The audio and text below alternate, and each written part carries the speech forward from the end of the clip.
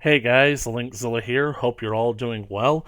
And I just got back from theaters to see Sonic the Hedgehog, the movie, in theaters. And now I'm just going to give you my response, kind of an impromptu reaction, not necessarily a review, but I just sort of want to give my thoughts on this. Now, the Sonic the Hedgehog movie, I'm pretty sure that this probably is like was one of the most controversial things of spring of 2019 when that trailer dropped, but we'll get to that in a minute.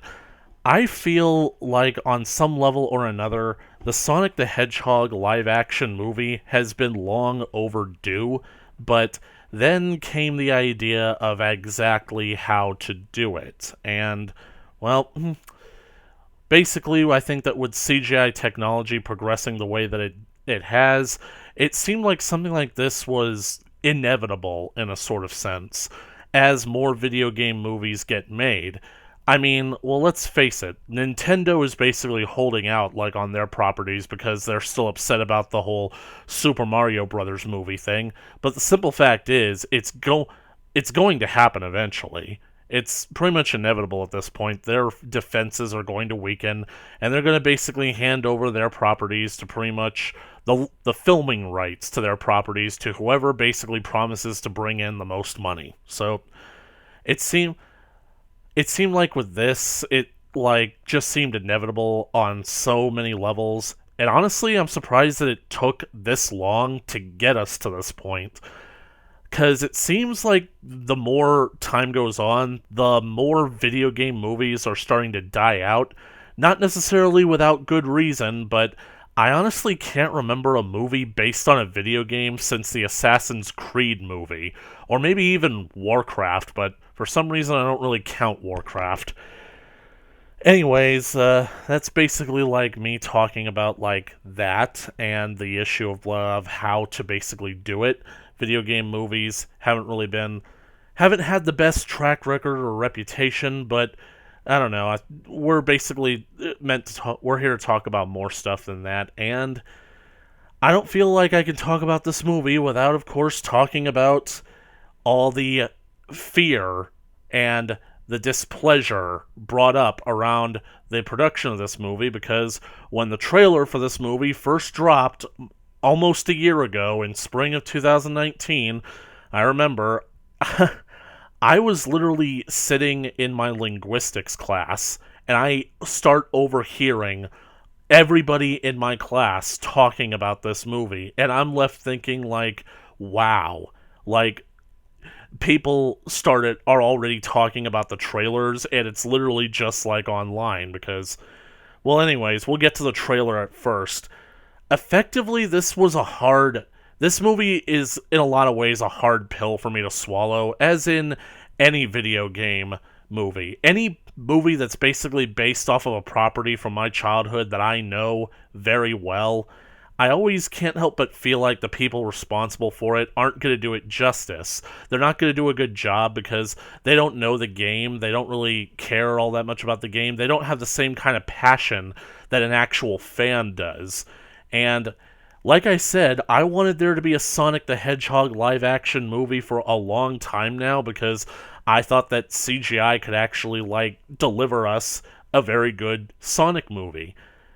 However, basically, when they actually started talking about making a live action Sonic movie, sure, there was always the fans that wanted to basically give their hand at trying a Sonic movie, and there was that Sonic spec film that was released on the internet. Like, holy crap, that was so long ago. They actually got Jaleel White to reprise his role as Sonic from the old Sonic cartoon series and come back and voice Sonic. And I mean, that guy's like, what, gotta be in his late 40s by now, and he's still willing to voice Sonic? That's incredible. So, anyway, so. Effectively, I kind of fell off like the desire to have movies based off of my favorite game franchises made, especially because it seems painfully apparent nowadays that it's inescapable that Hollywood literally ruins anything it gets its claws into. And that didn't become any more apparent until I saw this. Yep. Friggin' the poster for the Sonic the Hedgehog movie. This was pretty much our first look, our first glimpse of what we were going to get.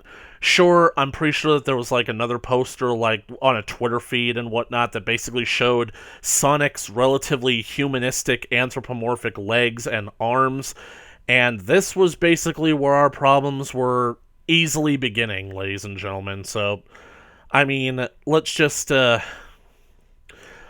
basically address it.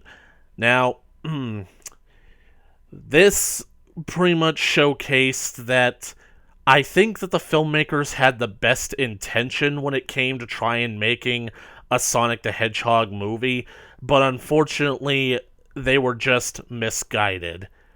Now, I don't know. It comes up in a philosophy that do I believe that there's just certain medias, certain characters, and certain ideas that are impossible to translate into film? I don't necessarily know if I believe that, because back in the 80s and 90s, everybody thought that about Lord of the Rings until a guy by the name of Peter Jackson showed up. He teamed up with what was once an independent film studio known as New Line Cinema, aka the house that Freddy built. They threw so much money at this project, and he proved that Lord of the Rings can, in fact, be filmed. It can be made into not only a film trilogy, but one of the highest grossing film trilogies of all time.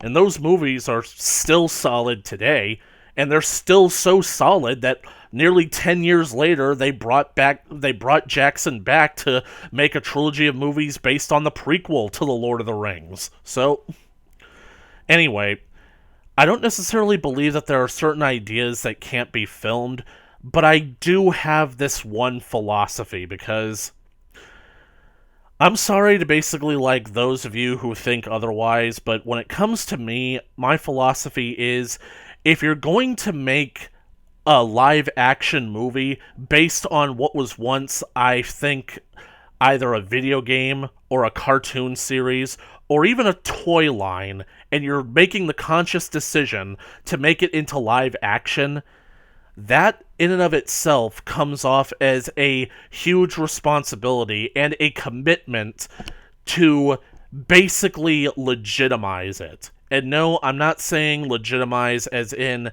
make it into something that's actually good. I'm saying that making something that is traditionally a cartoon into live action comes with it the promise and the expectations that you're going to try and make it more realistic. And that's why I used to like superhero movies. That's why I used to like... Well, that's why I liked the original Batman movies up until the Joel Schumacher days, even though those movies are still enjoyable. That's why I like the that's why I like the Nolan Batman movies, because they're the closest that we're ever going to get to superheroes in being portrayed realistically. And that's why I liked the early Marvel movies back in Phase 1, before they got completely ridiculous. And, well, that's why I like the Sam Raimi Spider-Man trilogy, because you have those movies that have their fantastic elements. Like, I know it's not possible for a billionaire orphan to basically train to become a ninja just so that he can dress up like a bat and battle crime in a Chicago stand-in. I know that it's not possible for a 90-pound weakling to get bitten by a radioactive spider and turn into a superhero, a wall-crawling superhero. That stuff is impossible, but the way it's portrayed on screen is how you make it realistic. You make it believable. All these things require suspension of disbelief, but the way it's portrayed on screen rewards you for that. It doesn't make you suspend your disbelief too far. And that's why I like movies that sort of take these materials a bit more seriously than those that, well, just have fun with them. Because you're expecting us to believe a whole lot, and sometimes you just can't believe it. You know what I'm saying? Belief is something that has to be earned in my mind, and you gotta basically try very hard to convince somebody of anything. So basically, I would like, when I had my ideas for what Sonic the Hedgehog would look like in a movie, they were always conflicting with whether or not Sonic would look like Sonic, how he's supposed to, and whether or not Sonic would look realistic. Because let's face it, there is absolutely nothing about the Sonic the Hedgehog character that looks even remotely realistic. We know that Sonic is a hedgehog because his name says he is a hedgehog, but he's not. You can get a sense that he's a hedgehog because he has spiky quills on his back, but that's about it. It's easier to accept that Tails is a fox because he looks more like a fox than I think Sonic looks like like a hedgehog, and more like than Knuckles looks like an echidna. So there was always going to have to be a level of suspension of disbelief when it came to Sonic's design. And then, so basically, it's like you would have to trade realism for recognizability, for brand recognition. You'd have to basically make Sonic look like Sonic. And then, when it came to this poster, it just wasn't Sonic. No offense to the guys that basically were making this design, all the offense to the people who greenlit this design. This was not Sonic, and I honestly don't get what their thought process was, because this doesn't make Sonic look like a hedgehog either. Sure, you could basically get a sense from Sonic's face that he's that he looks a little bit like a hedgehog, somewhat, but the humanoid body, I get that Sonic is anthropomorphic, but he's not one-to-one a human. His physiology is different than a human's, and that's part of his charm. He's anthropomorphic, yes, but he's not enough to basically, like, pass for a human being. So what the heck is up with his arms and his legs? So, of course, this design got a lot of flack, and of course, basically, when people first saw it, the creators of the movie cheekily tried to respond to it in a cute little way by having Sonic holding up a sign that says, "A guy can't work out." And I think that it's basically because they, like, were thrown off by how physically fit Sonic is, but that's really the least of this design's problems. It's the fact that, well, I think that we should just get to it. Well, the face in and of itself is a huge problem. I don't necessarily think that basically it doesn't look like Sonic, but it just doesn't have the charm that Sonic is supposed to evoke. And the worst part about it is it doesn't look real either. So you have something that doesn't look like Sonic, and the audience will never accept as being real. And I mean, don't get me wrong, it's not a terrible design, but it just doesn't have any sort of charm or likability to it. I can't imagine little kids going to seeing this design and actually wanting to see this movie in theaters, because it's like, it just doesn't really have all that much appeal. But let's really get into what the rest of the trailer shows us instead of these close-up glimpses.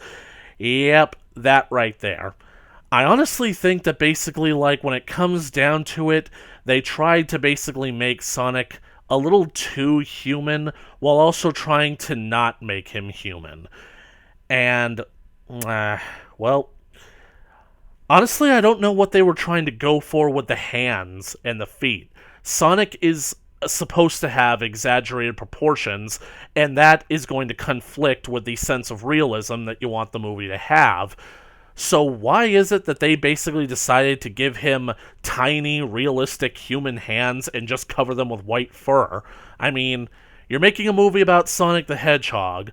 Sonic is a character that owes a lot of his design to other classic cartoon characters like Mickey Mouse and Bugs Bunny, the characters that are constantly wearing gloves despite wearing little to nothing else. So, basically speaking, Sonic's gotta have his gloves. You gotta have, like, those big gloves on his hands. So, anyway, when this trailer came out, I legitimately couldn't believe it. I was literally expecting the worst from what this movie had to offer, but the actual idea that they decided to go with this design, it was baffling to me that they actually thought that this was going to make a profit. And it's like, what are you guys legitimately thinking? Are you thinking at all? Do you guys want this thing to make money?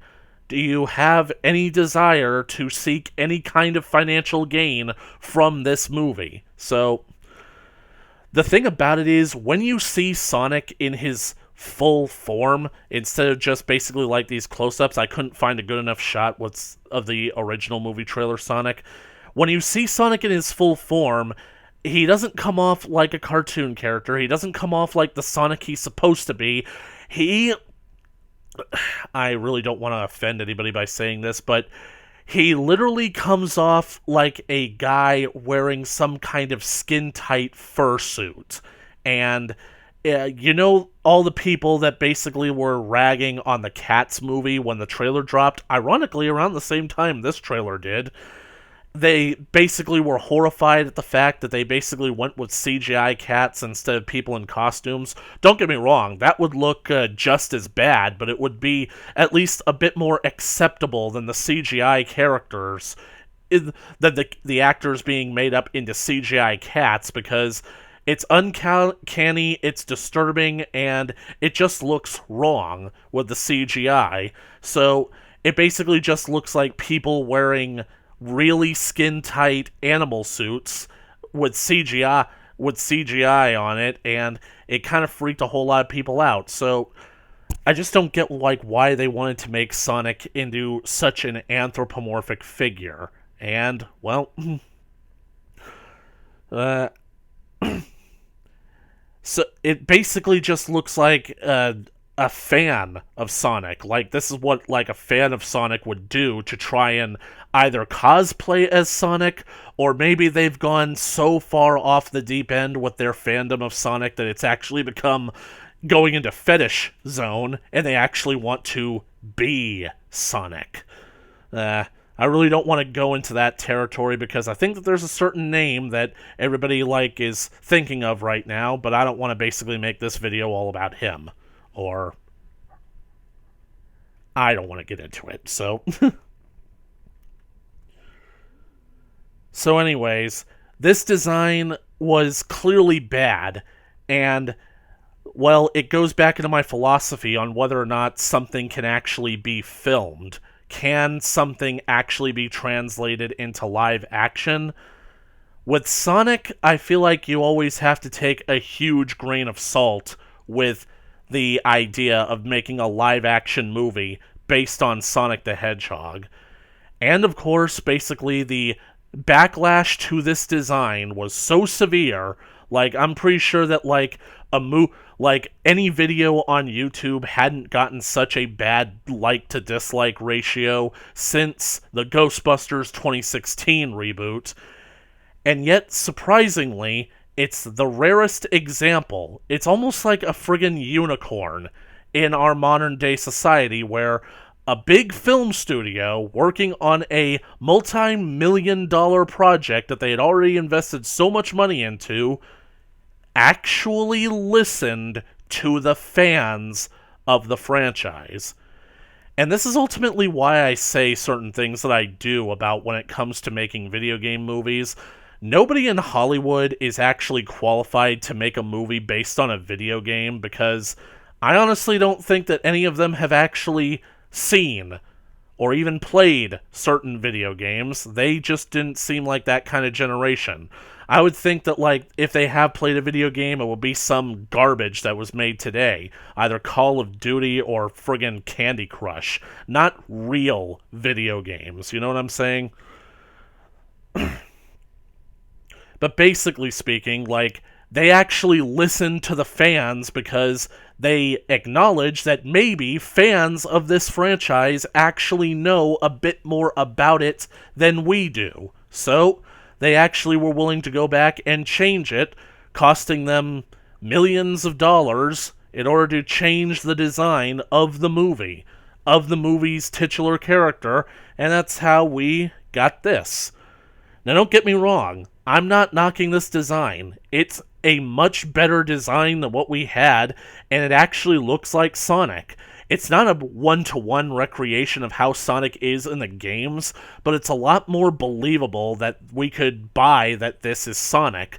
I don't get why they basically covered his arms in the blue fur instead of the tan fur that he has on his face and chest, but that's something that I can easily get past. It's like, I'm not one of the people that gets upset about about the color of Sonic's arms, nor am I the one to get upset about how lanky Sonic is, or the fact that he has a scarf in a certain Sonic game. As far as I'm concerned, the design of that game is not the problem. The gameplay and structure and playability of the game, those are the problems, but we're not going to get into that right now. So, anyways, I think that basically, like, with this movie,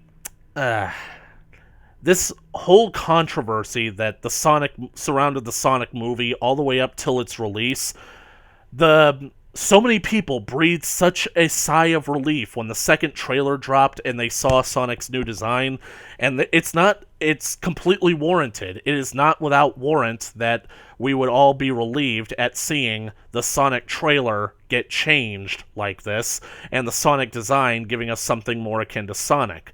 The thing about it is that I'm just left wondering, like, what is this movie going to actually accomplish, and is it going to do any good?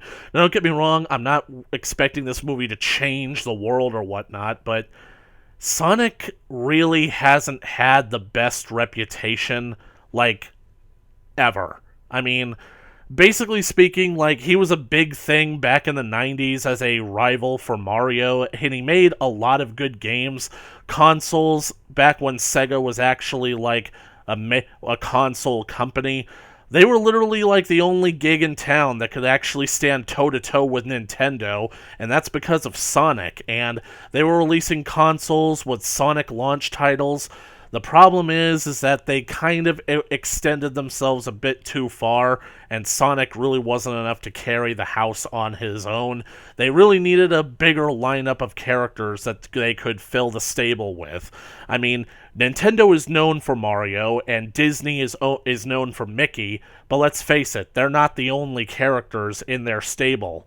They've got other characters that basically have their own franchises as well. I mean, for every single Mario, Nintendo also has a Legend of Zelda. For every single Mickey Mouse, Disney also has Donald Duck and Goofy and all sorts of other characters that they can exploit outside of the usual mold. So, now don't get me wrong, I know that Sega had other games that they wanted to basically take in, but, well, they just didn't really have the same popularity as Sonic. But then there were also people that immediately dismissed Sonic upon release, thinking that Sonic was nothing more than just, well, basically just a way to cash in on, like, the 90s craze and, like, extreme and whatnot, going fast and everything. There were people who were already dismissing Sonic as just being a trend of the 90s. And ever since then, Sonic's reputation has just gotten worse with basically disappointing games. I admit that certain Sonic games are disappointing. I feel like other games are just given, like, bad reps for basically for their association with Sonic alone. But it seems like Sonic has been on nothing but a perpetual downward trajectory for the longest time. So I honestly didn't know. So that's why I was so surprised that it took such a long time for a Sonic movie to actually get made, because Sonic's relevancy is kind of long since over. In fact, I honestly am a bit surprised if new Sonic games are still even being made. Don't get me wrong, I'm certain that new Sonic games are just around the corner and whatnot, and everybody's excited. I know that people were excited for Sonic Forces and Sonic Generations, even though realistically speaking, they pretty much were just pretty much like in the same sort of quality that other Sonic games had been, and just not really enough to be actually noteworthy. But anyways, what I'm trying to get into is that why now? How did this movie get made now, with Sonic's reputation being dragged through the mud as badly as it has been? So, I don't think that Sonic is nearly as popular as he used to be, and I feel like his reputation has gotten so bad that people almost expect disappointment from Sonic nowadays. Especially considering that I went into this movie expecting disappointment, because ever since I realized that the Sonic movie was being made, I anticipated that it was going to be mediocre and even downright bad, and the original design of Sonic really didn't help with things at all. So, we're about half an hour into this rant already. I think that now it's time for me to get to my point and talk about the movie itself. The movie is exactly what I thought it was going to be. Sorry to say, guys, but the movie is pretty mediocre. I'm not saying necessarily that the movie is bad, because I don't think that it actually is bad, but it's just exactly what you expected it to be. Based on the trailers, you pretty much knew how this movie was going to go from the onset, and I gotta say that I feel like this is the perpetual trap that video game movies are stuck in, because unless they're big adventurous movies, unless they're big adventurous video game franchises like Assassin's Creed, Prince of Persia, those that clearly exist in their own defined fantasy worlds that have their own backstories, you really, yeah, whenever it comes to making a video game movie about, well, surreal characters like Sonic, you pretty much get filmmakers that put them into a box, and they can't ever get out of that box. And what is that box? The fish out of water boy and his alien creature E.T. ripoff movie. Yeah, I'm basically just gonna say it, the plot of this movie is really not anything special. I mean, it tries to be both an origin story for Sonic the Hedgehog, and it does set up possibilities of future sequels that might be a bit more interesting, but the movie is just, on its own, it really is just average. It's passable, and it's definitely watchable, but it doesn't do anything to really wow the audience. It doesn't really justify why it exists, and the same thing that I said about the suspension of disbelief earlier, you really gotta justify why this exists. Yeah, the movie doesn't do the best of jobs with that, because, like I said about this design of Sonic, well, it looks like Sonic, but it doesn't necessarily look real. I mean, yeah, you could accept that this creature comes from a completely different dimension, another planet even, another planet or another dimension or an entirely separate universe, but, it just begs but he doesn't necessarily look real. And like I said, I'm not knocking this design. I dig this design. It's much better than the last one, but I can't help but get this feeling, this slight feeling that if the design that we end up going with is so similar to the video game, to the actual animated character that it's based on, because you really can't do anything else with them, what's even the point of making it live action? I mean, I'd say take the Teenage Mutant Ninja Turtles for an example. Back in the 80s when the Ninja Turtle cartoon was a big thing and making lots of toys and marketing to kids and whatnot, when it came time to make the live action movie, it could be done, because even though the turtles look cartoonish in the video game, they could be translated into costumes and animatronic puppet masks that did look real. Like, I still think that, like, the live action Turtles movies, at least the first one, maybe the second one, the character design in those movies is actually fairly legit. And that's thanks to the great work of Jim Henson. It doesn't, and the turtles don't look like cartoons, but they do look like who they're supposed to look like.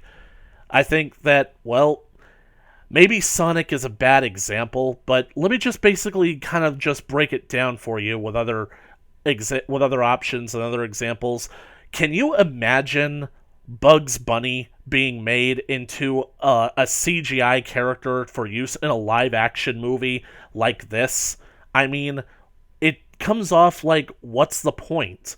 If it's going to look like the cartoon anyway, why not just make this into an animated movie? And don't get me wrong, that's a whole other can of worms. I've heard that, like, Netflix wants to do a Zelda series that's going to be CGI, when you think about it, Zelda is almost perfect to translate into live action with CGI creatures and whatnot. Maybe some puppetry, but what's the point of, like, making that animated, but making this live action? So, the movie, I'd say that the movie is a fun time, but it just comes off like whenever somebody makes a video game, a movie based off of a video game, they don't really know what to do with it, so they end up telling the same story over and over and over again. Video game character is actually from this completely alternate world that actually totally exists, and yet somehow or another they find themselves in our world, in the real world, and then they act like a fish out of water. They go on an adventure. They coincidentally end up meeting their arch nemesis from the video game, who surprisingly came from our world and whatnot, and basically throw in some imagery for and sound effects for the fans to basically pick up on that they might appreciate. Don't get me wrong, I appreciated some of the sound design in this movie. Like, there's one time that they end up using, like, the Green Hill Zone theme in they play it on a piano, like, at the end of the movie. It's nice and everything. That was, like, a nice little Easter egg because it's, like, not in your face. However, well, let me just put it this way. Most of this movie takes place in a small town in Montana, and that town is named Green Hills. And I'm just left thinking, why? Here's what's even more alarming about that, is that, well, you basically know that Sonic is from another world. You couldn't necessarily have this movie with Sonic just existing the way he does. You know that Sonic is, of course, going to come from another world, and as we see from the trailers and in this shot, which is not in the movie, I might add, Sonic actually does come from his own world that actually resembles the video game. Basically, this is what Green Hills Zone actually looks like. Like, with the checkerboard patterns, the neat cut grass that has lines and markings drawn into it, and basically, like, the loops that you see in the trailers. That's what I'm thinking is what Green Hills actually looks like, but so Sonic ends up leaving his world, which is apparently not called Green Hills. His island, is that what he calls it, except Sonic doesn't live on an island, Knuckles lives on an island, but we'll get to that in a minute. And he coincidentally ends up in a town in Montana that just so happens to be named Green Hills. That doesn't make any sense to me. It feels like a bit of fan service that the makers of the movie didn't quite understand. But that's just a nitpick. I'm just going to put it out there that, well, I honestly think that the prologue of this movie is completely unnecessary and could have been cut from the movie entirely. Because, well, let's face it. This movie, we already know what Sonic is going to look like. We already basically know that Sonic's going to be in the movie. However, I can't help but feel like the movie's pacing when it comes to Sonic was really poorly handled, because I feel like Sonic is just sort of there, matter-of-factly. And I'm sorry, but this isn't a movie that you can just take as a matter of fact. If you're gonna do the movie that basically has this strange alien creature showing up on Earth and basically like going on a wacky adventure with his new human sidekick, you gotta basically like play around with that idea a bit more. If anything, this movie basically is told from Sonic's perspective because he's the main character, but in reality, it really shouldn't have been told from Sonic's perspective. It should have been told from the the human character's perspective. His name is Tom. I literally can't be asked to remember what the actor's name is. No offense to him. He does a pretty good job. His name as Tom in this movie. Tom is like a traffic cop, a sheriff in like Green Hill Zone who wants to move to Seattle in order to become a street cop. And, well, basically speaking, I would have thought that it would be better if the movie was told from his perspective. Maybe he starts noticing that there's this weird anomaly that's happening in his town, and maybe he does some detective work to try and find out what Sonic is. He has a completely chance encounter with Sonic, thus confirming for him that this creature does exist, and then eventually he then has another run-in with Sonic like looking for help, and he's the only one who knows about him. So I feel like the movie needed to play around with its idea a bit more, maybe tease the audience. You know how the movie starts out? Spoilers from here on in. The movie literally starts out with its climax, with Sonic and Dr. Robotnik literally running and flying all across the city of Seattle, dodging explosions and whatnot like you see in the trailers, until eventually the camera zooms around and focuses on Sonic's face, and boom, freeze frame. Fourth wall break, straight out of Deadpool, where Sonic is like, now I know what you're thinking. How did that handsome blue hedgehog get into this weird, crazy battle with that crazy guy shooting missiles at him in downtown Seattle? Well, in order to know that story, we're going to have to go back a bit, and the movie literally rewinds in front of us, and movie, I'm sorry, you don't really have the street cred for this kind of sense of humor. You're really treading on thin ice. Look, I know that this movie is a kid's movie and everything, but I feel like they needed to up the maturity when it came to certain jokes and certain gags, because you can have a kid's movie, but it doesn't have to be a dumb kid's movie. It doesn't have to be like a movie that basically is like just a movie that you can't take seriously. But maybe I'm just basically wishing that this movie was something that it was never going to be, and I'll just move on. So I really feel like they really should have played around with the idea of Sonic, because after that, we get Sonic's backstory in the completely unnecessary prologue. And I'm just going to put it out there. This is something that I wanted to save for later when when I wasn't going over the plot, but I kind of accidentally started talking about the plot. Does anybody else feel like we've been had? Because, basically speaking, the new design for Sonic really is good. It does look like what Sonic is supposed to be looking like, but at the same time, and I know that this is a topic that has been discussed before, and a lot of people have already shut it down, there's just a part of me that is unwilling to suspend my disbelief when it comes to this subject, in the idea that this movie almost got made. That this movie, this design of Sonic, actually was drawn up, and people actually greenlit this movie, and they actually approved it, and they actually filmed scenes for it. Now, it was a subject of debate on whether or not they purposefully put out this bad design in order to create a controversy surrounding the Sonic movie, in order to keep Sonic, the movie, on people's minds, and then come back with the redesign, which was what they intended to do from the beginning. Now, in order to do that, they would of course need to take multiple steps and whatnot. so I don't necessarily think that it's 100% one-to-one, but I do think that it's suspicious, it's especially considering that the stuff that we see the humanoid original version of Sonic do in the trailers, most of that stuff doesn't actually happen in the movie.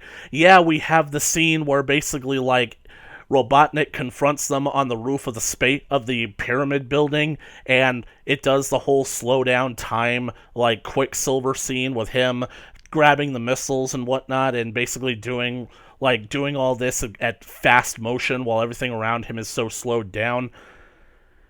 However, certain other angles, like basically this scene in the garage with the whole meow thing, they were changed up so differently. Like, as we saw in the original trailer, the original Sonic doesn't have the ring.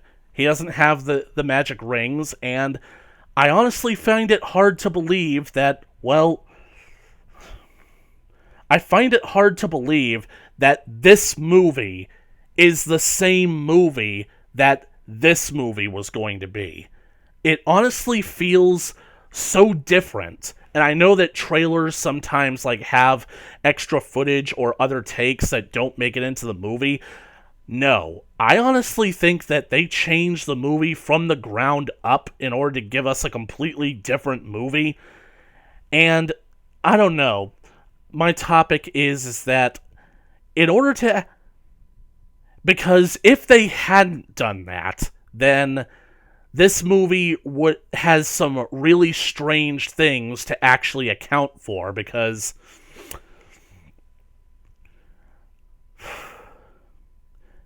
let me just put it out there like this. I could not imagine any other CGI character except for Sonic being in this version of the movie, because if there were, then that would mean that they would have to drastically go back and change the redesign of several other Sonic characters in order to actually make this movie.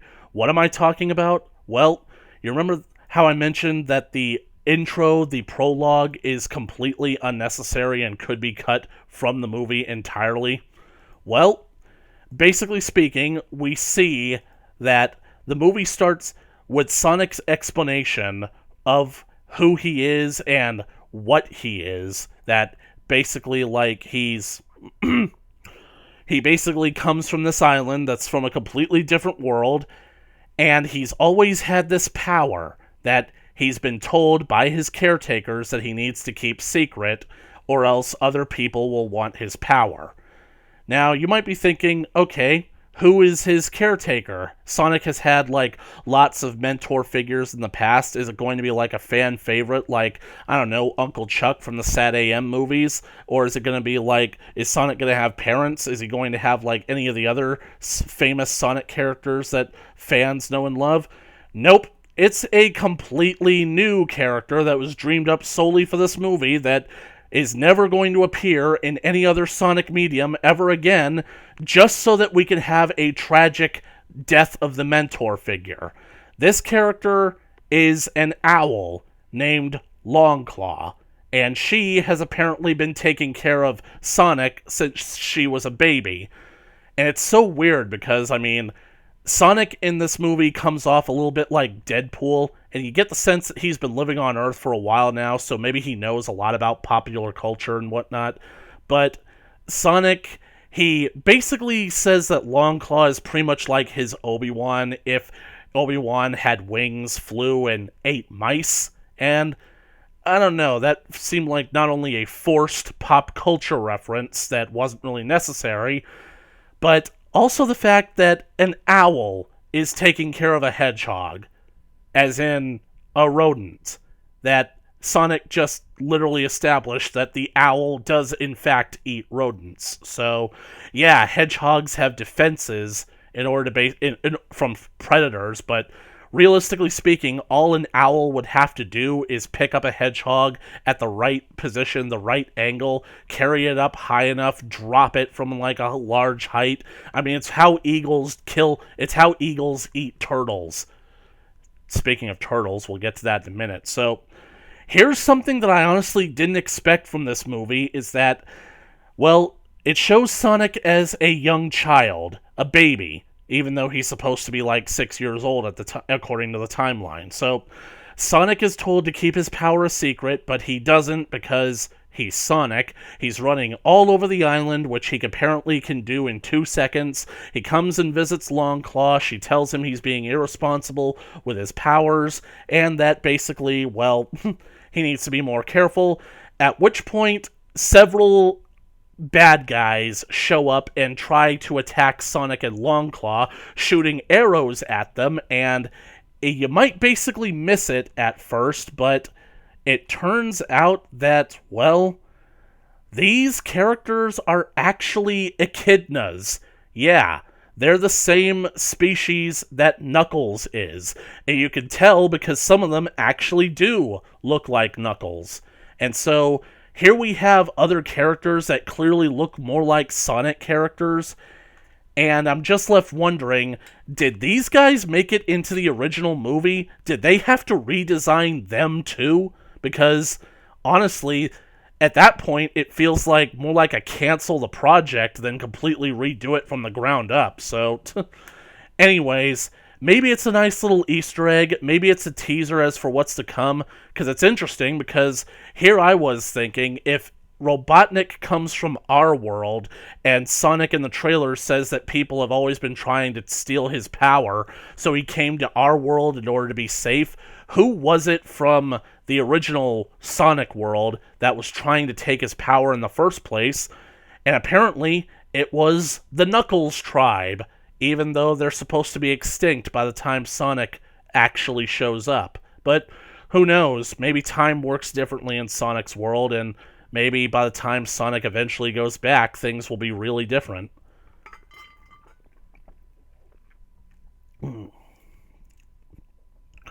Okay, so now I think we need to get into the nitty-gritty of it, because basically speaking, like I said, spoiler alert, Longclaw, she gets shot by an arrow while trying to carry Sonic to safety, even though he runs faster than she can fly, and basically, like, well,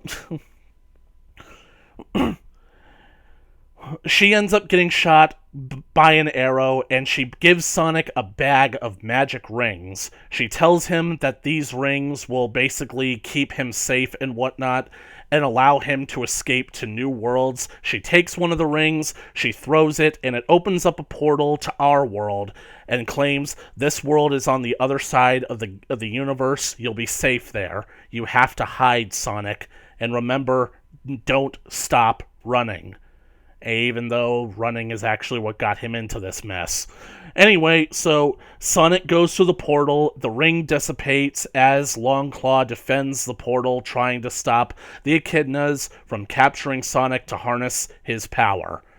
Which is interesting, because I'm really wondering, like, I'm pretty sure that the Echidnas are supposed to be the guardians of chaos, so does that mean that Sonic's speed power is like somehow connected to the Chaos Emeralds? So I guess we'll have to wait till the sequel to figure that out. So anyways, 10 years go by, and it's apparent that Sonic's been living on our planet all this time, and he's sort of acclimated to living on this world, because all that stuff that he's collected in his cave, yeah, he does all that stuff for entertainment, but not only that, Sonic basically kind of messes with people. Like, literally speaking, like, apparently he's been living in the forests outside of Green Hill Zone for so long that pretty much he's gotten used to pretty much sneaking into the town and just observing them the entire time, without them knowing that he's there. The only person in town who knows that he's there is the local conspiracy theory guy. Basically, I think his name is like Crazy Carl or whatnot. He's the guy that basically has the Sonic the Hedgehog meme drawing in the movie. He claims that Sonic is a creature called the Blue Devil, and he wants to trap Sonic in order to find that he exists and whatnot. But anyways, the point of what I am trying to get is that, like, it's so weird that how Sonic is introduced in this movie, because it's like, not only is it so matter-of-factly, it's also kind of in your face in a lot of ways. Well, Sonic basically is like, Well, like I said, Tom is a sheriff in a small town. He's being a traffic cop today, and he's down at the speed trap trying to basically catch speeding cars, but nobody is actually using the road, so Sonic actually begins messing with him, running past his car at fast speeds in order to set off his speedometer, just so Sonic can basically appear through on the back of the police car in the rear windshield in order to check how fast he was going. So, and that's basically how Tom discovers the glowing blue quill. That's basically going to be our MacGuffin throughout the entire movie, sort of. Well, the MacGuffin is really... Sonic is really the MacGuffin, but this is pretty much just like a clue, you know what I'm saying? Yeah, God forbid that the Chaos Emeralds actually be in this movie. No, Sonic is the power himself. Anyways, I'm just gonna put it out there. Sonic in this movie is not Sonic. And that's pretty much the worst thing. That's pretty much the worst thing that I could say about the movie. It's the problem with a lot of the things, because not only is Sonic not Sonic, but Jim Carrey as Robotnik really isn't Robotnik either. Granted, when the trailer first came out, I was honestly more upset at the idea that they got Jim Carrey to play Robotnik, because I honestly thought that it was far too egregious to have a character like him play a to play a character like Robotnik, aka the Eggman, and literally the first bit in the trailer lets me know that he's not really going to be the Eggman that we know, or the Robotnik that we know, for all of you who get butthurt over the nickname Eggman. So, the thing about Dr. Robotnik is, he is meant to be a goofy villain. He's a bit of a goofball, except underneath that goofballness is a kind of, eccentric genius. Don't get me wrong, Eggman is insane and incredibly unstable, but the way that Jim Carrey portrays him in this movie, the point of him being just a complete, like, psychopath, whatnot, I don't get a sense of Eggman from that. I get a sense of a mixture of Ace Ventura, Edward Nygma, and, well, basically any other character that Jim Carrey has done. Except for the Grinch. I mean, honestly, I think that would have been funnier, but... which is a shame. I honestly thought that basically, like...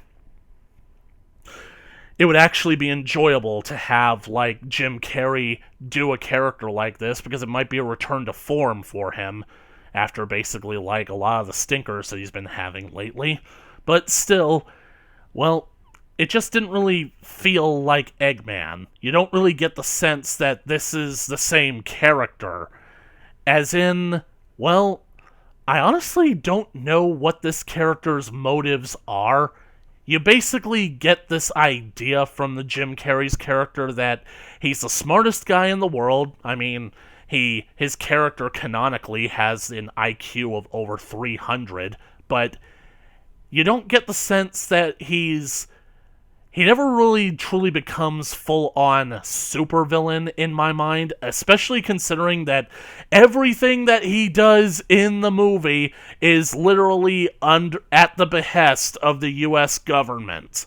And I'm just left thinking, the U.S. government screws up a lot, but there's goddamn no fucking way that they actually would actually sign off on teaming up with a guy like this. This guy, even if he wasn't the Eggman, the Robotnik character that we know, this is the type of character that the U.S. government would put in a hole and seal up the entrance. That's literally what they would do with someone like him, because they literally, like, roll in, they'd erase him from existence, they'd steal all of his technological advances and patent them for themselves, and then they'd put him in the hole. So I honestly can't see the U.S. government, ever coming to someone like him for help. Borderline psychopath and sociopath that has a serious grudge against humanity because he was bullied growing up. Yeah, that doesn't seem like Eggman to me. And, well, they try to send in a lot of cheeky nods and references to him being quote-unquote evil, to the point where his fuse box, he has a breaker box inside of his trailer that literally says Evil Lair. That's pretty much it. We never get the sense that he wants to take over the world. He just wants to capture Sonic because the US government is paying him to capture Sonic. You never get any sense that he's doing it for his own nefarious means, or that him capturing Sonic would be dangerous. It's just him basically like getting... The US government said, hey, we want you to investigate this weird anomaly for us and tell us if it was a terrorist attack. He's like, okay, it wasn't a terrorist attack, it's actually a creature, a living being, and I'm going to find it, dissect it, and find out what makes it tick. I'm just saying, Dr. Eggman really is one of those mustache-twirling, I'm going to take over the world kind of guys. And it feels like we just don't really get that from Jim Carrey's character. He seems to be more like the kind of guy that's like, I want to prove that I'm better than all of you because I'm smarter than all of you. And those are the kind of guys that really deserve to basically just get knocked on their asses a few times because, well, let me put it this way. Robotnik makes a big deal about the fact that the character Tom punches him in the face like partway through the movie, to the point where he goes on this story that he's only ever been punched in the face one time before that, and he utterly destroyed the bully who ended up doing it to him. And until today, nobody has ever had the brass to actually try hitting him in the face ever again. So, later on in the movie, Sonic and Tom stop by this bar where they get into a bar fight with a bunch of guys who don't like them because they are quote-unquote hipsters. And I'm left thinking, how the heck do you get this guy who is like nearly a 40-year-old sheriff and this clearly not human anthropomorphic cartoon character poorly disguised as a cowboy as hipsters? I mean, you guys clearly have bigger problems to worry about than your bar being taken over by hipsters, okay? So, they start a bar fight, and then they escape. The next morning, Robotnik shows up, and the guy that started the bar fight basically is, like, acting all tough and smug with Robotnik. Literally, in the next scene, Robotnik throws him out the window. And I'm left thinking, how? I mean, Jim Carrey is kind of a scrawny guy to begin with. I'm sure he's, like, physically fit and whatnot, but I honestly don't see him actually having the physical fortitude to throw what is clearly a man in excess of 350 pounds out of a window. And the movie just never explains it. They just walk out of the bar after that. It's like, you see, that is what happens. Like... Anyways, so, like I said, the point of this rant is that Sonic is not Sonic in this movie, and that's because he was traumatized by the fact that his actions got Longclaw killed. Sonic is now sort of paralyzed with fear to the point where he doesn't have the will to basically do anything. He doesn't have the will to fight. And that's a real shame because Sonic, as we know, he's a fighter. Sonic basically uses his speed to his advantage. Sonic can literally destroy anything that he runs into just by running fast enough. And not only that, but Sonic has difficulty taking out, like, the grunt enemies in this movie. Like, literally speaking, the reason why Robotnik gets the Eggman character nickname in this movie is because he has drones, and these drones literally look like eggs. They fly around, they look for Sonic, and they're armed with guns and missile launchers. Basically speaking, there's even a moment when he first introduces them. He's like, look what came out of my egg sack. It's a long story. He was making a comment about Charlotte's Web and whatnot. Anyways, the point that I'm getting at is, well, that's pretty much how he basically gets the name Eggman, because, like, not only is he an egghead, but he has these machines that literally look like flying eggs. So when Sonic confronts him at the end of the movie, he's like, that's really impressive there, Eggman. Anyways, so, like I said, Robotnik sends these drones after Sonic, and you might think that these are just badniks. These are just the Hornets without, like, the Hornet design to them. All Sonic has to do is bounce on them and they'll be destroyed, and you'd think that would be the end of it. Nope. As it turns out, the first time Sonic fights one of these things, Sonic nearly gets killed and nearly gets, like, the house blown up and whatnot, and actually has to be rescued by Tom. And it's like, this isn't Sonic. And then, basically, like, well, how else shall I put this? During the bar fight scene that I mentioned, Sonic has a one-on-one confrontation with a big 350-pound guy that starts this whole thing. Sonic literally jumps up to his face, punches him in the face several times with his speed, and it's clear that his punches are doing nothing. And look, even if Sonic is physically weak, you would think that the speed at which he's throwing those punches would earnestly do a lot of damage. So, why is Sonic so weak in this movie?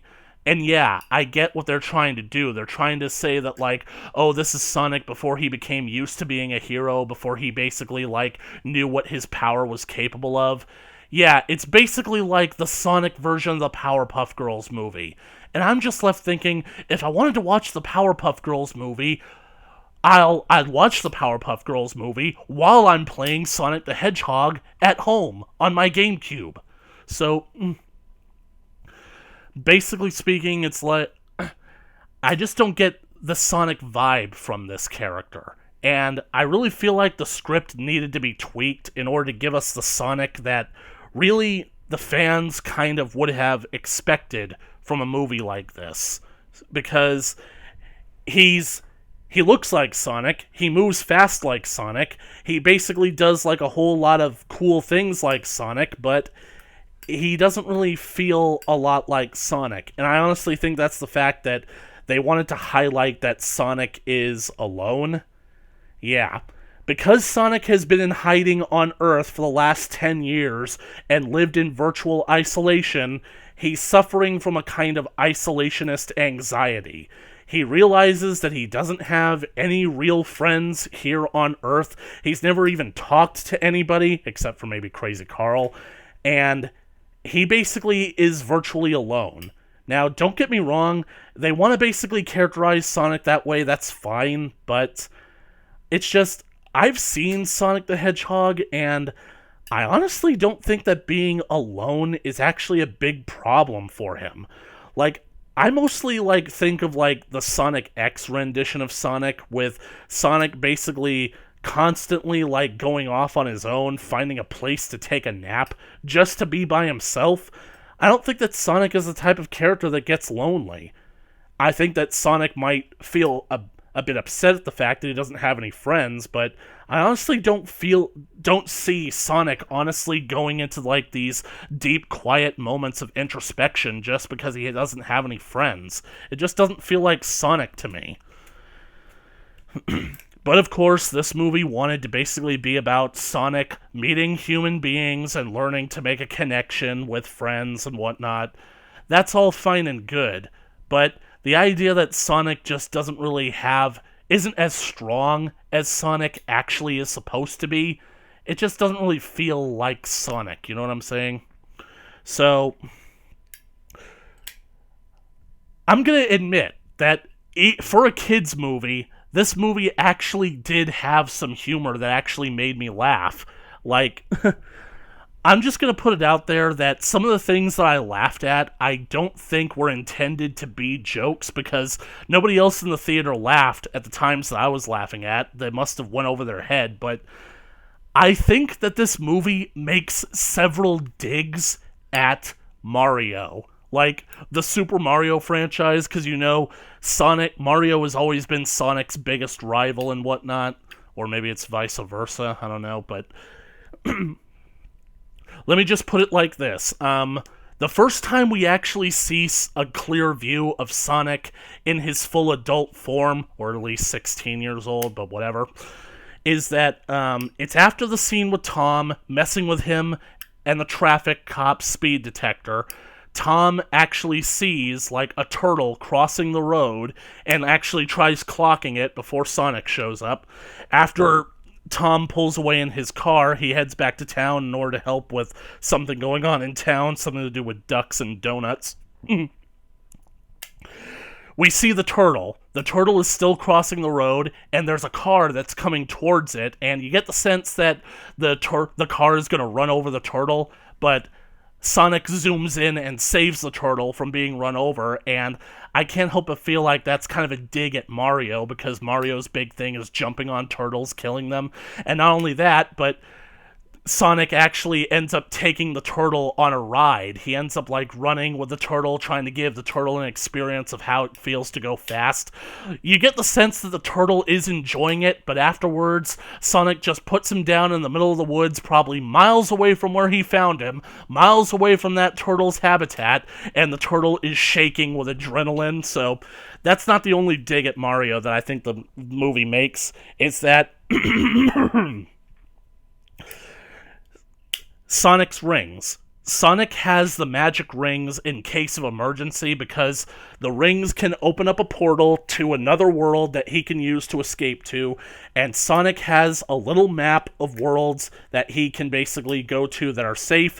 So far, the only ones that are not safe are Earth. Every other world is crossed off except for one other world. Now, this joke is a reoccurring theme throughout the movie that if Earth no longer is safe for Sonic to live on, his only means of safety is to escape to a world inhabited entirely by giant mushrooms.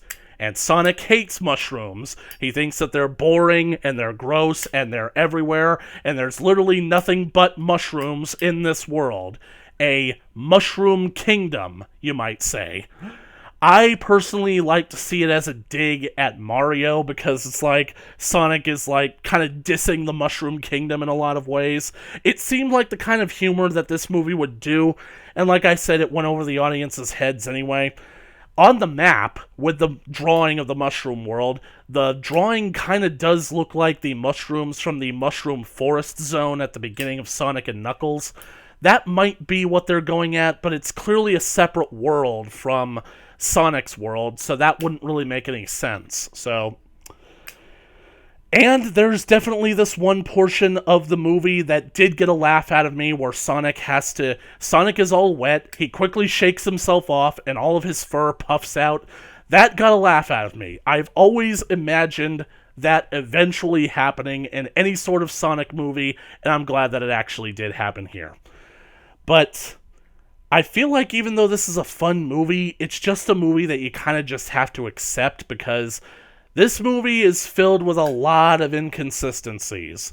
Like, for example,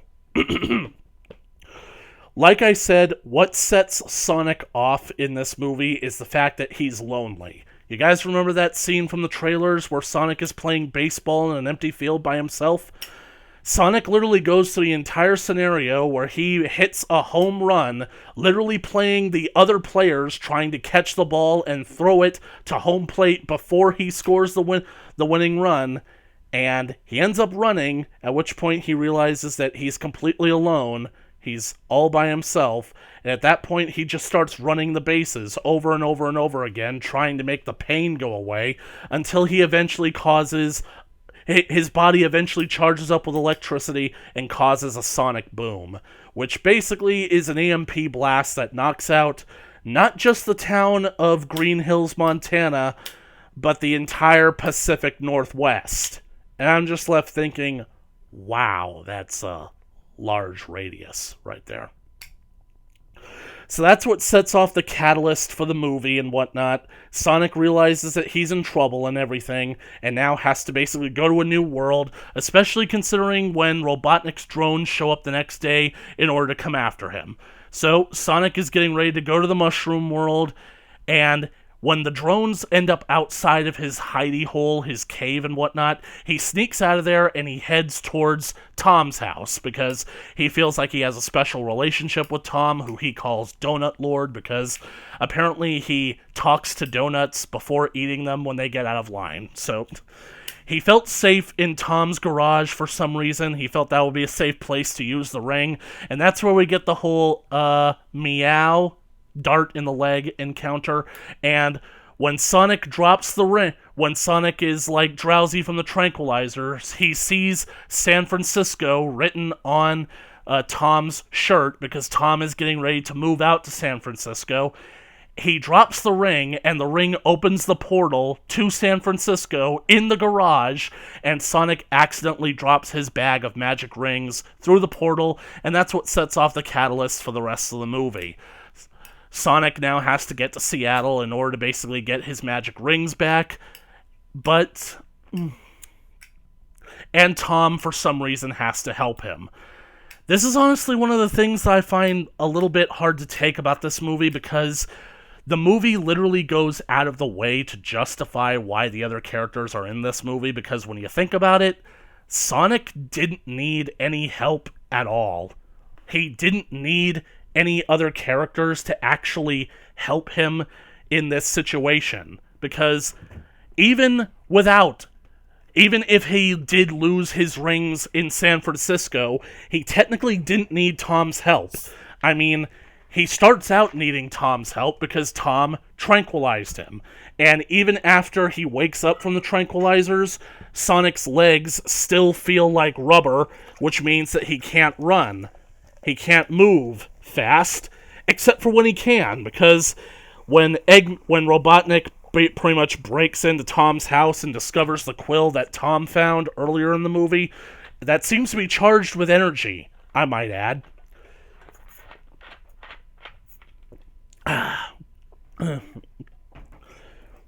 Sonic ends up coming out of hiding in order to stop Robotnik from shooting Tom with the drone and whatnot, and that's pretty much where the movie begins. The action part of the movie, I suppose. The thing about it is that, well, Sonic can still move pretty fast. He probably can't move as fast as he can, but he's still moving at a rate in which it would literally be impossible to see him. So, why exactly does he need Tom's help? So, pretty much, Tom and Sonic get into Tom's truck and they drive off. Sonic explains what's going on. Tom thinks it's too fantastical, and he thinks it's all just, like, unbelievable, and he just tells Sonic to get out of his car. If he's heading for Seattle, Seattle is west. So, just head west, little hedgehog.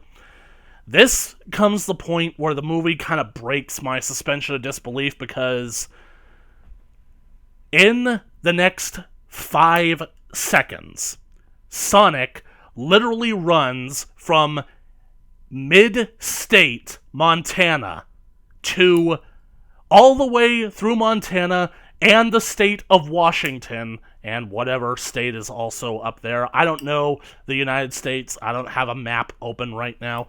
Whatever state is whatever other states might be up there, and he runs all the way into the Pacific Ocean. And he runs all the way back within 5 seconds. And he says, yeah, going west isn't exactly the best of directions, because I don't know where I'm going. So this is basically how he guilt trips Tom into helping him, especially considering that Tom shot him earlier. And so he's basically like, take me to Seattle.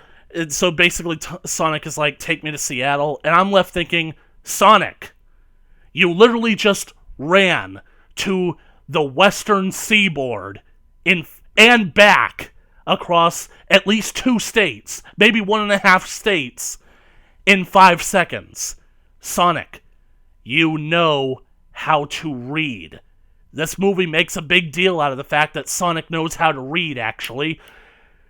Get yourself a road map, figure out where Seattle is, and just go. Literally speaking, you can get there faster than going with this guy in a truck.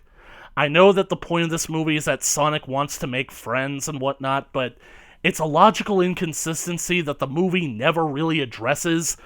And like I said, the movie kind of has to invent ways for the human characters to help Sonic, when anybody who actually knows Sonic knows that Sonic can do it all himself. For example, they get to Seattle. The bag with the magic rings is literally on top of the pyramid building. It's up there on the roof.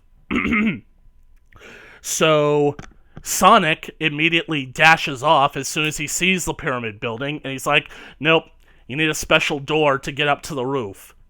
And I'm left thinking, Sonic, you move around at the speed of sound.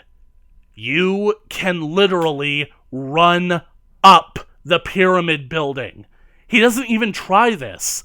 We see several times throughout the movie that Sonic runs up vertical surfaces. Even if it only happens for a short time, he still does this, so why doesn't he just do it now?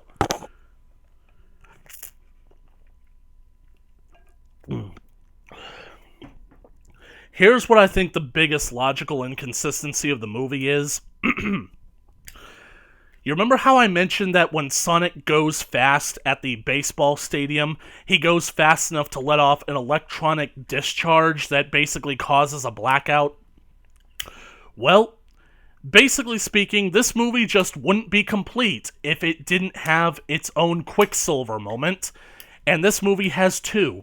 You remember the bar fight scene that I mentioned? Well, when the bar fight really gets going, Sonic literally goes fast enough to where time slows down, and I honestly don't think that the makers of the movie truly understood how that actually works, because Sonic actually moves around the bar so fast that he ends up taking a selfie with a guy who had just gotten punched with a phone that he pulled out of, like, midair. Literally speaking, the flash happens almost instantly as the photo is taken, and Sonic just lets it go and leaves it hanging. I'm pretty sure at the rate that Sonic is moving, the flash would actually still be going on, because just because Sonic is moving that fast doesn't mean that anything else is.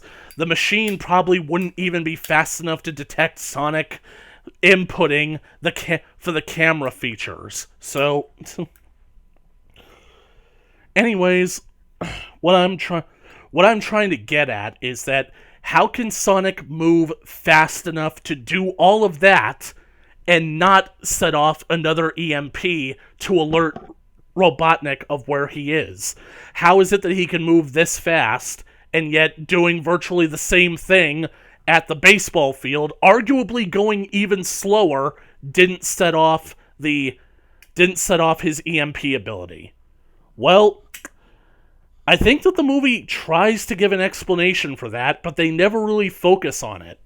Let me explain.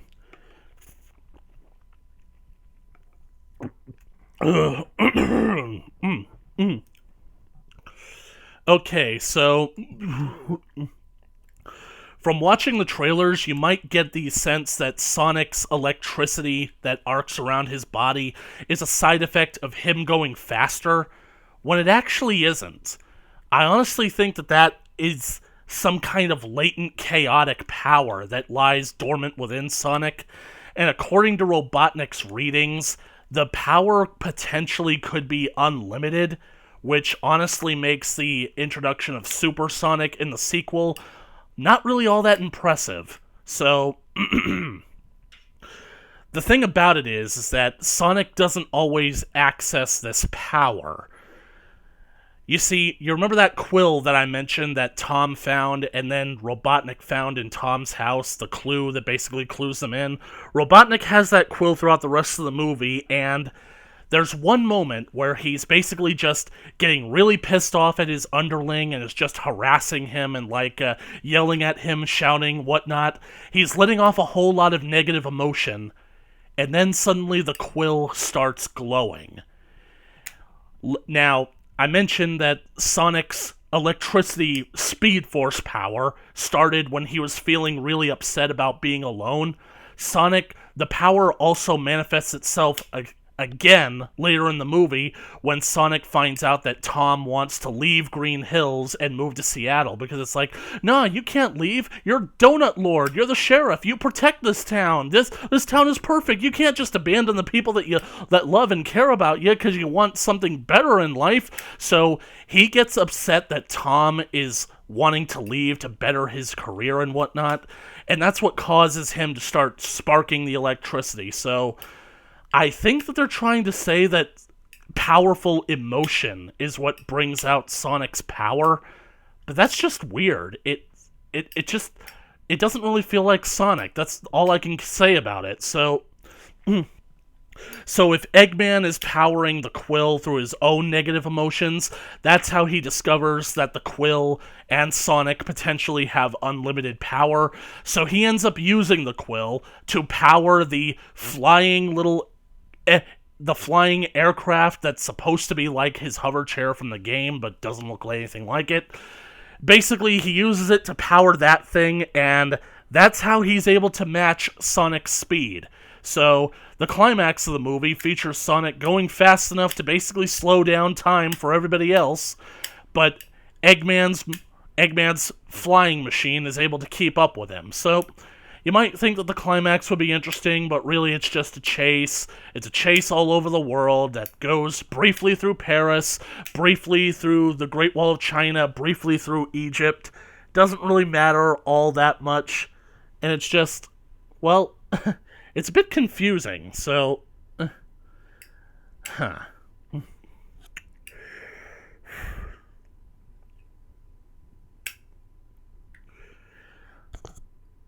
Honestly, the fight at the final end is a bit confusing because Sonic is using his magic rings to teleport all around the world, and you're left wondering, how the hell does Eggman's gigantic friggin' aircraft fit through the magic ring without basically losing its stabilizers and whatnot? So, it's really weird because when the fight starts, it's clearly in the middle of the afternoon in Seattle, and Sonic ends up using a magic ring to save Tom and Tom's wife, who, honestly, I can't remember her name, because that's how much she contributes to the plot. He ends up using a magic ring after he pushes them off of the pyramid building in order to send them back to Montana, where they land still going the same velocity that they were when they fell off the building, into a pile of hay in a barn back in Green Hills. And it's clearly still daytime in Green Hills. Sonic opens up a portal to Paris, where it's still clearly daytime. He opens up a portal in China, on the other side of the world, where it is also daytime, and also in Egypt, where it's clearly still daytime. So I'm just left thinking, at some point, shouldn't the time zones be different? I mean, if it's in the middle of the afternoon in Seattle, shouldn't it basically be like, I don't know, close to morning around in China? And basically, the confusion only gets better when the final time they use the ring, which is immediately after they get to Egypt, they end up going to Montana, Green Hills, Montana, where now it's in the middle of night. It's the middle of the night, so it's like, what time is it? But I'm just nitpicking at that point.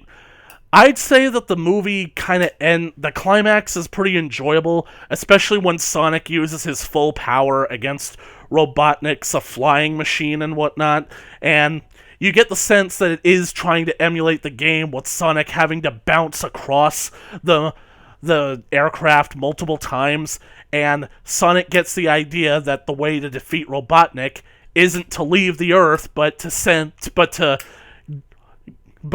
make Robotnik leave. So they end up opening up a ring portal to the Mushroom World. Sonic ends up hitting the aircraft one last time, destroying it, hitting it hard enough to break the stabilizers, and sending Robotnik careening into the Mushroom World, where he's supposed to be trapped forever now.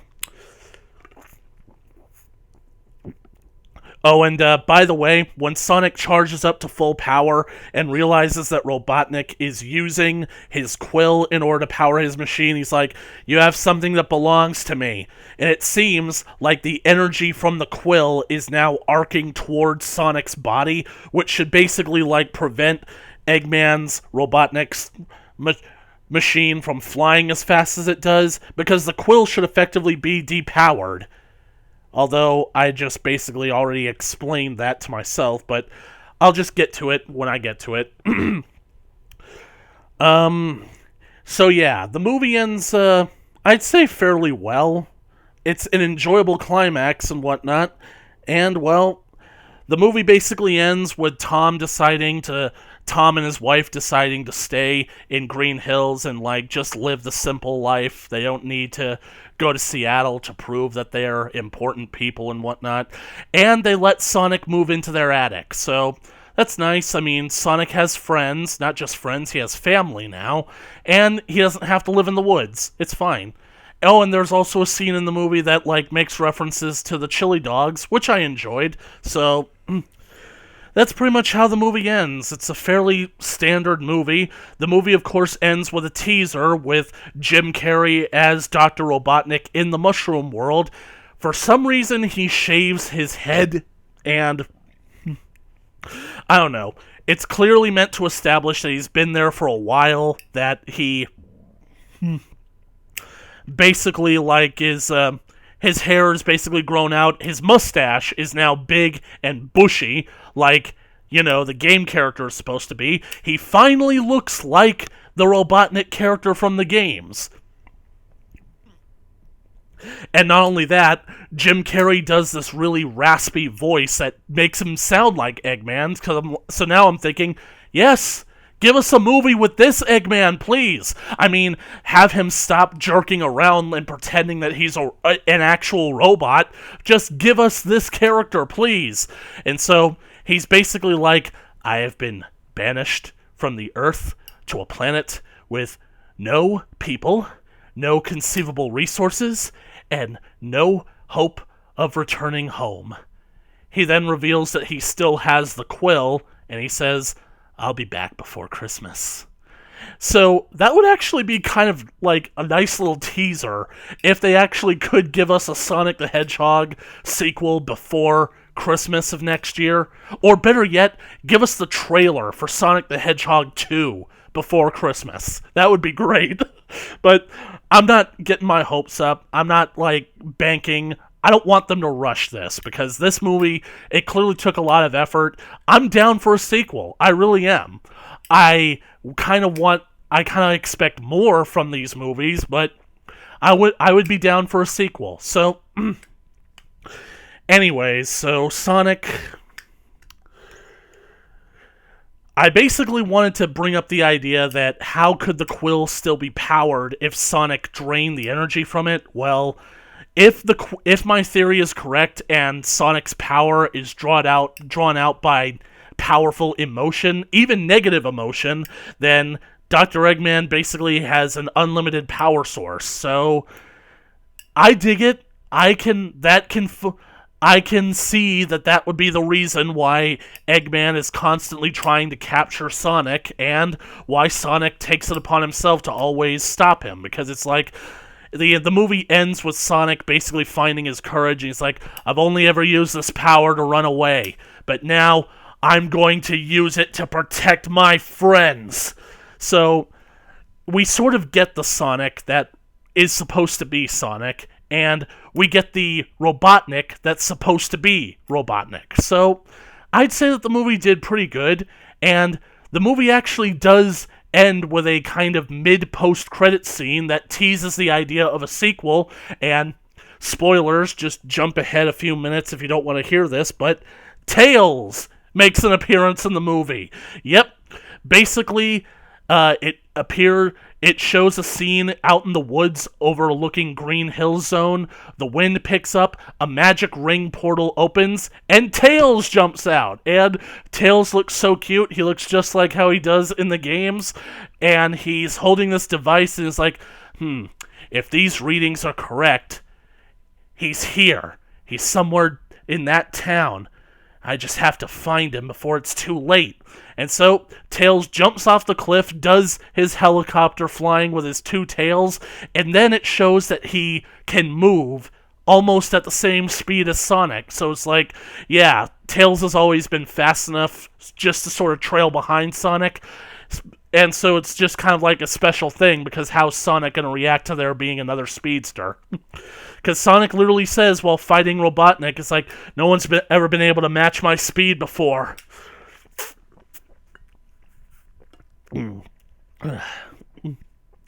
So anyways, like I said, the movie is passable. I feel like a lot of stuff can be cut out, like certain characters and whatnot. Here's something that I feel like this movie might end up getting either targeted for or branded for like appealing to the PC crowd, PC narrative,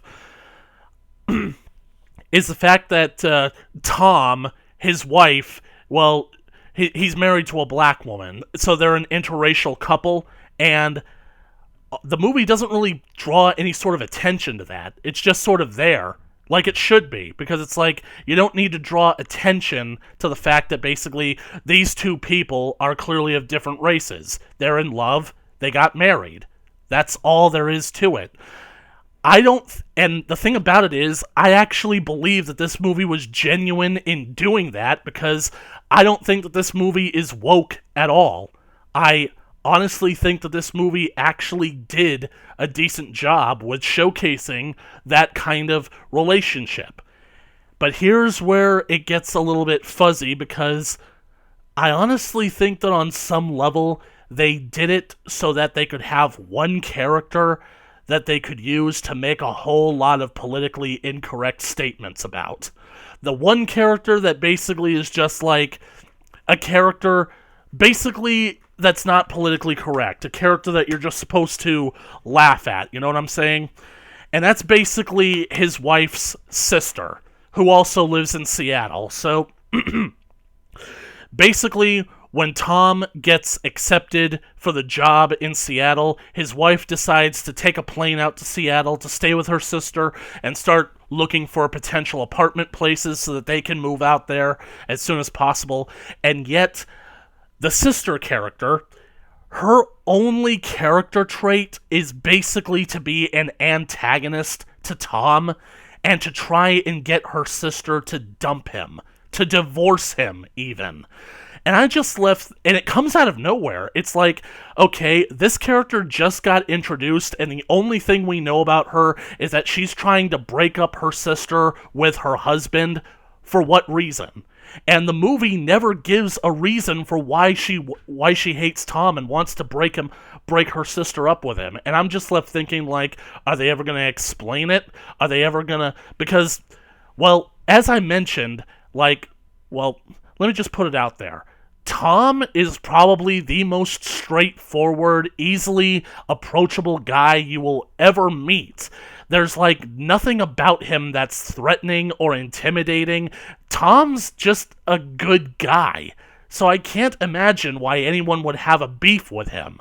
So, like I said, this movie is using this character to make some politically incorrect statements because, well, let's face it, this character is basically playing on the trope of the loud, angry, obnoxious, overweight black woman. You know, the one that basically is like in those movies where they're constantly making a fuss and whatnot. They're making fun of that character. They're using fun.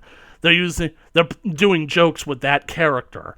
And I just can't help but think that the reason why she hates Tom so much is not only because he's a cop, but also because he's white. So it's like, I feel like the movie is making that statement with this character, and in a lot of ways, the character kind of gets, like, justice served to her, because, like, later on in the movie, when Tom goes on the run with Sonic, they, of course, end up, like, they get branded by the United States government as potential terrorists. Tom's face gets plastered all over the news, but that literally doesn't matter because no one ever spots or recognizes Tom and whatnot.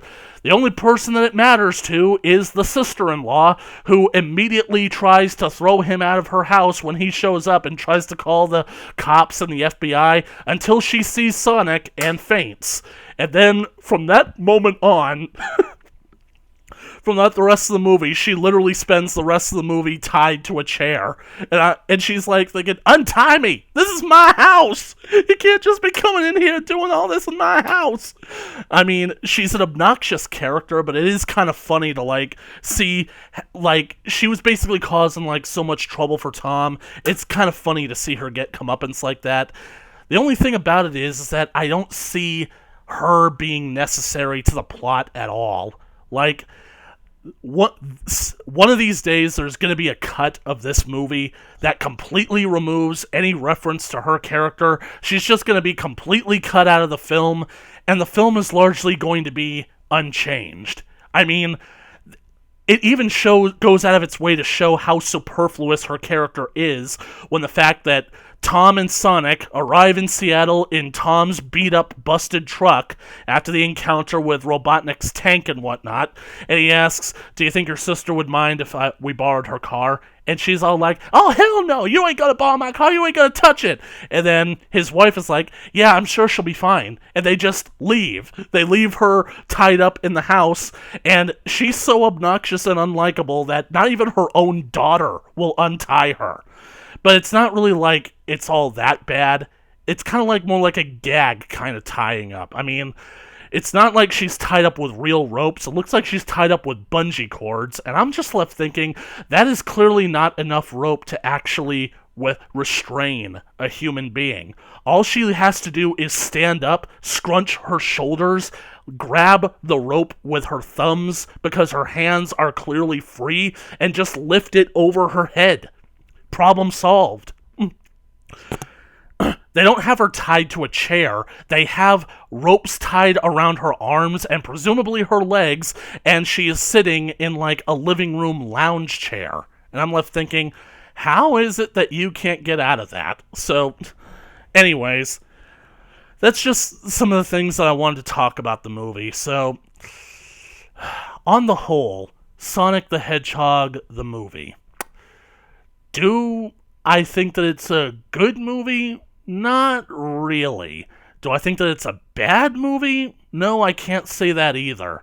It's just largely mediocre, and I just don't feel like it really did anything too important, you know?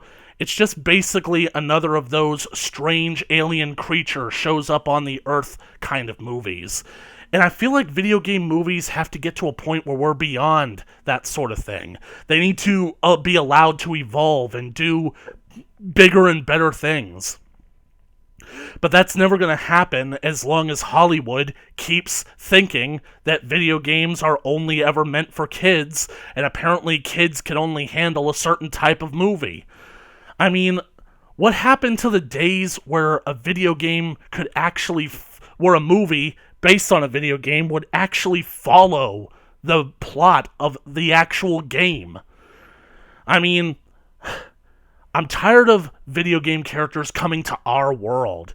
I'm okay with somebody from our world going to a fantastic world and then ending up becoming the hero of that video game world. In fact, if the Super Mario Brothers movie had a different team behind it and made some major changes, I actually think that it probably would have been good. But instead, I don't even know what they did with that movie.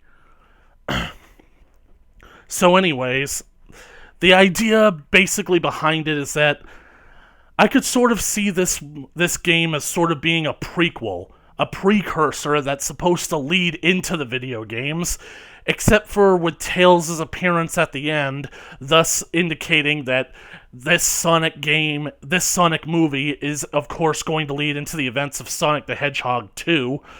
But let's face it, ever since Sonic 2 came out, does anyone even really need Sonic 1 anymore? Sonic 1 just sort of feels like Sonic 2, but incomplete. Anyways, I guess that's all I really have to say about this movie.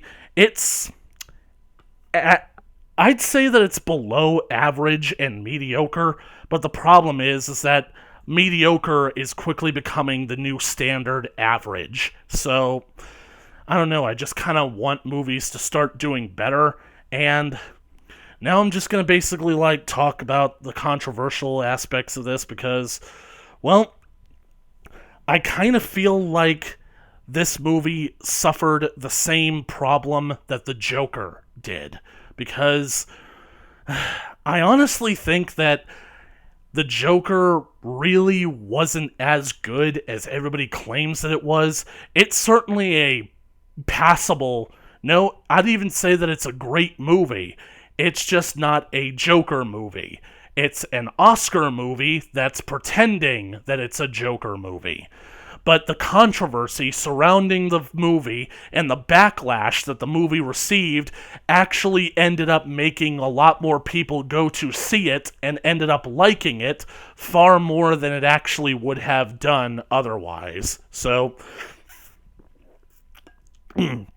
I feel like this movie is a lot of the same way.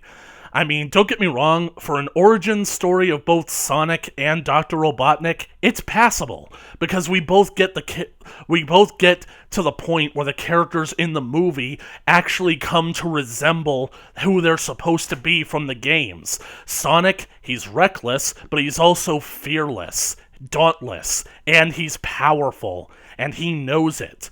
He's confident because he runs headfirst into danger because he knows all he has to do is fling himself into his opponents, shaped like a ball, and they will explode. He will literally destroy anything that gets in his path. Robotnik, he's not the Jim Carrey Robotnik we see throughout the most of the movie, but he is that raspy voice, shaved-headed, big mustachioed, crazy guy we find at the end of the movie in the Mushroom World. I could see that character being the actual character from the games, especially with his raspy voice. I think that at that point, I could see that he's going to come back to Earth, he's now going to want to take over the world, of course. And as revenge for basically being exiled, and that he is going to build the Eggman Empire. And I think that, he'll even take to the name Eggman because his mind is so mentally broken that he'll only be able to, remember that Sonic called him Eggman. It's like, Eggman, Eggman, Eggman, Eggman, Eggman. Anyways, so, but the problem is that I honestly